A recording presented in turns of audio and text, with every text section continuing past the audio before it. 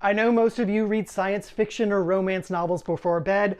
I read vintage cookbooks. And I just found an amazing recipe called Aloha Burgers from 1963, and I think it deserves an update. So what I'm gonna do is I'm gonna sleep with this book underneath my pillow so I can dream up a delicious retro recipe remix for you guys.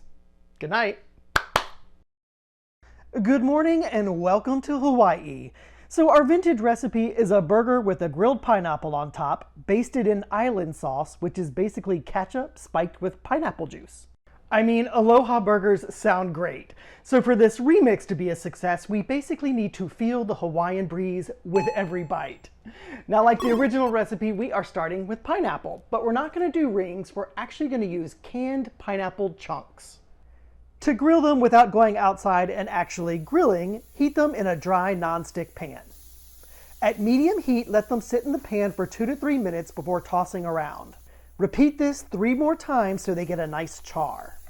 When they give you a grilled vibe, let them cool and then cut them into smaller bits.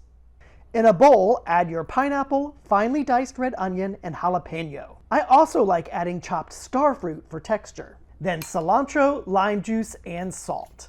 You've probably already figured out that we're actually replacing the grilled pineapple rings and the island sauce with a tropical salsa.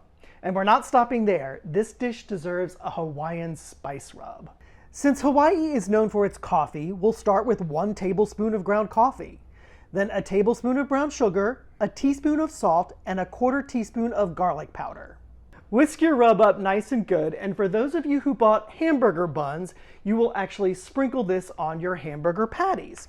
But for those of us who accidentally bought hot dog buns, shape your meat into dog shapes and then roll those dogs in the rub. Sometimes you just gotta be creative.